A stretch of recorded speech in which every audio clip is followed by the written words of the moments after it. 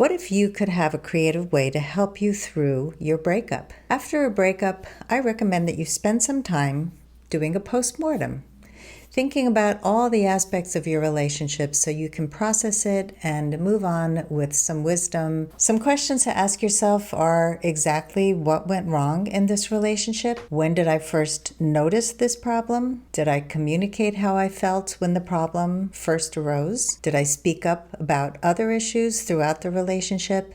Did I sometimes stuff my feelings to keep the peace? Did I ignore red flags? And if so, what were they?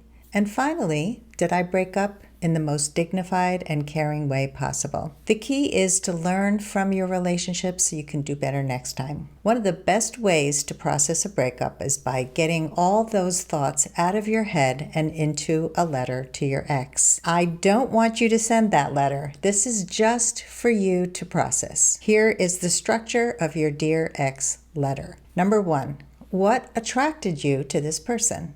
Number 2, what did you learn from him and the relationship? Number 3, what did you learn about yourself in the relationship? And number 4, what will you do differently next time? I'm going to read an example of a Dear Ex letter that I wrote many years ago when I ended a relationship. Dear Ex, for 2 years, I had been going on first and second dates with men that I didn't connect with for one reason or another. And then I met you. From the very first phone conversation, we clicked. We understood each other, and it felt like I was home with you. You made me think and laugh, a rare combination. I liked your warmth and compassion, your creativity, and your zest for life. On our first date, we talked nonstop until the restaurant closed, and then we continued talking over tea at another restaurant.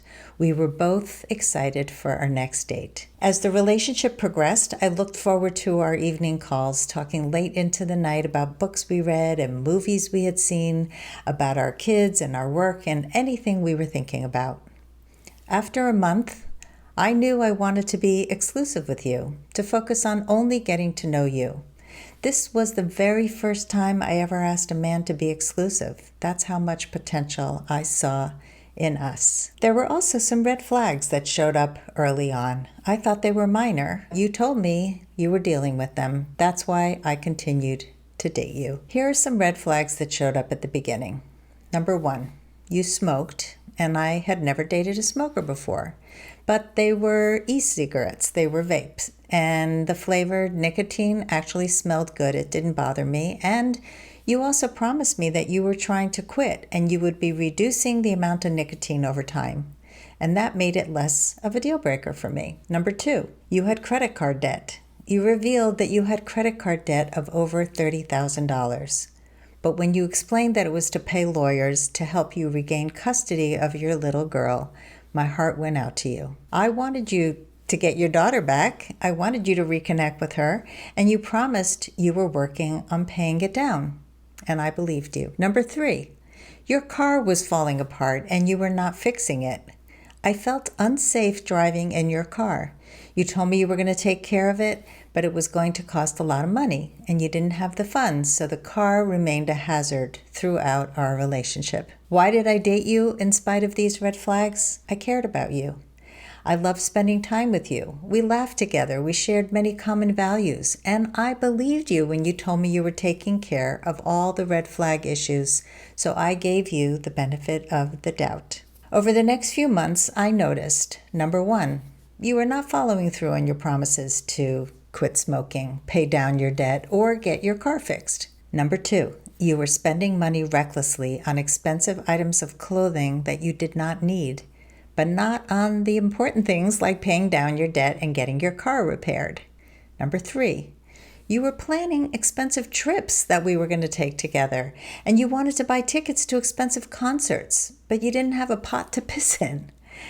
I told you how upset I felt when you didn't follow through on your promises. It eroded my trust in you. You promised you would take care of everything, and then you got defensive. You asked, how can you expect me to make major changes in such a short time? I didn't expect you to solve all your problems in the 4 months that we were together. What I did expect was that you were going to make steps towards resolving these issues.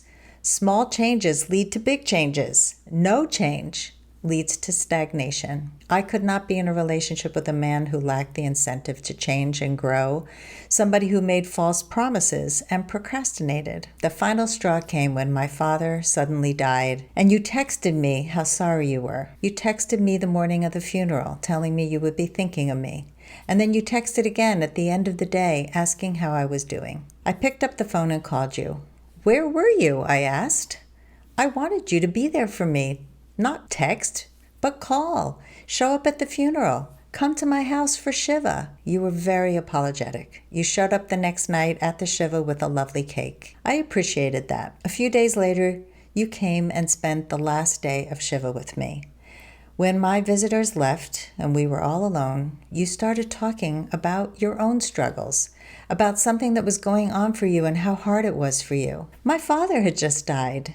This was my time. I didn't have the bandwidth to hear about your sadness, and it felt needy and insensitive to me. By then, I had lost respect for you, and the relationship was over for me. I couldn't be with somebody who didn't follow through on promises and wasn't sensitive to my needs at the most challenging times of my life. I invited you out to dinner to break up with you in person and with dignity. And when I kindly expressed that I really cared about you, but that I couldn't date you anymore, you got mean and vengeful, sarcastic and ugly. I paid for dinner, and I couldn't wait to get home. I learned a few important things from you, and for that, I want to thank you.